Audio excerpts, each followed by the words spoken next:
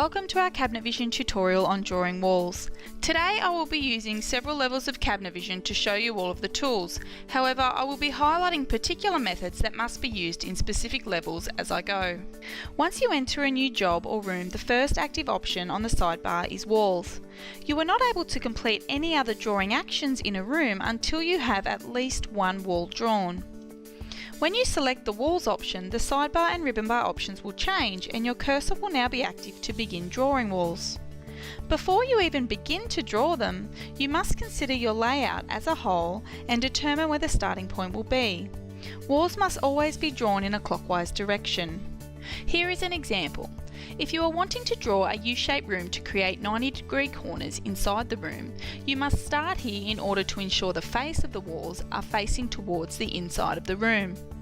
If you started at the opposite end of the layout and drew the walls anti-clockwise, you are not technically creating 90-degree corners, you are actually creating 270-degree corners because that's the angle at the face of the walls. Dimensions can be indicative to help you realise if you have drawn your walls in the correct direction, as they will always default on the back of a wall. Now let's look at using the drawing tools to demonstrate how to actually draw walls. The options available in the drawing tools vary depending on the level of software you are using. Here are the steps if you are using the line drawing tool. A single left click of your mouse, do not hold the button down, will start the wall. Using the mouse, drag the cursor in the direction you want the wall to run. Another single left click of your mouse to end the wall. Repeat these steps for as many walls as you like.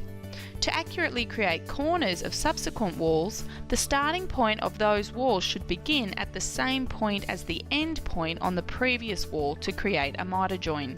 To exit the drawing mode, a single right click of your mouse will open a menu for you to choose Select and your cursor will revert back to Standard. This is a shortcut instead of going to the ribbon bar at the top of the screen to choose Select from the Inquiry tools. Once your walls are drawn and you have reverted your cursor back to the Standard Select option, you can simply use a single left click of your mouse to select an individual wall to modify its length or any other properties of that wall via the options in the sidebar. Whichever field is highlighted means it is the active field and you can start typing in the correct length without having to click the field first. Hit Enter on your keyboard to apply any new sizes that you type. Alternatively, you can enter the lengths of your walls as you are drawing them. Left click to start the wall, drag the cursor in the direction you want the wall to run, and then without adjusting the direction of your mouse, you can start typing in the exact length of the wall. Once the length has been applied, hit Enter on your keyboard to complete the wall. Now here are the steps if you are using the chained line drawing tool.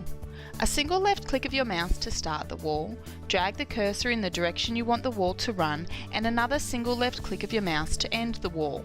But this time you will notice you do not have to left click again to start the next wall. It is automatically continuing because you are using the chained line drawing tool. This means you do not have to manually create the corner joins, and essentially what you are doing is only left clicking once at every corner instead of twice. When you have finished the walls, to end the continuation and lose the automatic connection, you can use a single right click on your mouse. To exit the drawing mode completely, another single right click of your mouse will open the menu for you to choose Select as previously shown. If you are entering the lengths of the walls as you are drawing them, then you won't even need to left click with your mouse at all, aside from the starting point. Left click at the start, use the mouse to drag the cursor in the direction you want the wall to run without adjusting the direction of your mouse, type in the exact length of the wall which will default in the length field on the sidebar, hit Enter on your keyboard to complete the wall. Using the mouse again, drag the cursor in the direction you want the next wall to run, type in the length and hit Enter. Repeat this for all the walls and then right click to end the continuation and right click again to choose Select. The line box drawing tool is used in the exact same way, however by using this tool you are effectively drawing 4 walls at once in a square enclosed room. When you are entering the sizes in the sidebar, you can use Tab on your keyboard to move between the fields. Now here are the steps to take if you are using the Arcs drawing tool for curved walls. This tool is available in all levels of Cabinet Vision except for Solid Essential. There can be 3 ways to draw an arc. The first is arc by radius. The first left click will start the radius. This would ultimately be the centre point of a circle if you could visualise it this way. Using the mouse, drag the cursor in the direction you want the radius to go, in other words, towards the starting point for the curved wall. Left click again to start the actual wall, or you could have typed the length of the radius and hit enter to start the wall. Now drag your cursor in the direction you want the curved wall to travel. Either type the exact angle of the radius and hit enter to complete the wall, or simply left click once you have reached the right position. Then right click with your mouse to exit drawing mode. The next way to draw a curved wall is by using 3 points arc. This option is very handy when you have 3 known points to snap to. This example is using reference lines, which can be drawn when you are in the construction option from the layer selector on the ribbon bar. If you are using reference lines, it can also help to have your snap to points option turned on, which is in the bottom right corner of your screen. Use a single left click of your mouse to start the arc. A second left click at your mouse at the second point of the arc, which in this example is the midpoint of the top reference line. Then a final left click of your mouse at the last or the end point of the arc. And then a single right click of your mouse to choose select and exit drawing mode. Lastly, you can use the arc by chord tool for curved walls. Left click to start the wall and drag the cursor in the direction you want the wall to run. Tab through the options on the sidebar, type a value in the chord length field and hit enter on your keyboard to end the wall. You now need to type a dimension in the sidebar for the chord position and hit enter. Then the last dimension you have to type in the sidebar is for the chord to wall distance and hit enter again to complete the arc. As always, a right click of your mouse to choose select and exit the drawing mode. When you no longer want to be in the wall mode, to exit the wall mode completely and return to your plan, you must use the return button on the ribbon bar. Once any wall has been drawn, you can select the wall to view and modify its properties in the sidebar. There can be up to 5 wall types. Standard and peninsula walls are available in all levels of cabinet vision.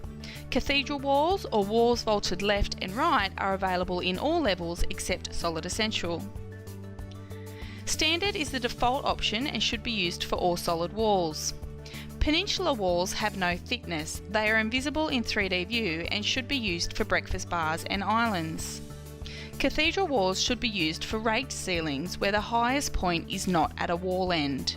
Vaulted left walls should be used for raked ceilings where the highest point is at the left end of the wall, and vaulted right should be used for raked ceilings where the highest point is at the right end of the wall. Finally, I will demonstrate how to draw a wall layout that includes the use of a peninsula wall for a breakfast bar. The method you use will depend on the level of cabinet vision you have due to the features that may or may not be available to you. If you are using Solid Drafter, Solid Advanced or Solid Ultimate, here is the most efficient way of drawing a breakfast bar layout. Draw the standard walls like I am here. When it's time for the breakfast bar, change the wall type on the sidebar to a peninsula wall, then do one left click on the face of the wall it will be attached to. Use Tab on your keyboard to access the clearance option in the sidebar and type the distance from left or right where you want the wall to start and hit enter to begin the peninsula wall. Drag the cursor in the direction you want the wall to run, type the length of the peninsula wall and hit enter again to end the wall. No dimensions are displayed for any wall that has been connected to the face of another wall, as you are able to place objects such as bar back panels on the back of the wall. Also, once you return from drawing mode, if you select the wall, you will see in the properties on the sidebar that this wall now has a left and right clearance option. If, however, you are using Solid Essential or Solid Standard, these levels of Cabinet Vision Solid will not allow you to place objects on the backs of walls or connect walls to the face of other walls like I've just shown. This means when you need to draw a breakfast bar, you not only need to use a second peninsula wall to place the bar back panelling on, but you will need to think about your layout differently and use additional walls. Draw the standard walls like I am here. However, when you get to the wall that the breakfast bar will extend from, you need to make the length the same distance as the total of what the cabinet widths will be. Draw a peninsula wall extending from the end point of the standard wall to create the corner. And draw another peninsula wall that starts at the end point of the first peninsula wall and drag it in the opposite direction, but end this second peninsula wall longer than the first so it doesn't connect to anything. Draw an additional smaller wall running in the same direction as the standard wall. Modify the size of this small wall to be the distance of what your breakfast bar overhang will be, and change it to be a standard wall type, as this will eventually give the illusion that the standard wall along the back is actually longer. Finally, modify the length of the second peninsula wall to be the same as the first peninsula wall, so that they all line up. Now you have drawn your walls correctly, you have created an accurate corner join here to place a corner cabinet, and you will also be able to place bar back panels on the back of the breakfast bar because you have drawn the second peninsula wall facing the opposite direction. That example concludes this tutorial on drawing walls. I hope you found it useful and now have the information you need to create any wall layout you require.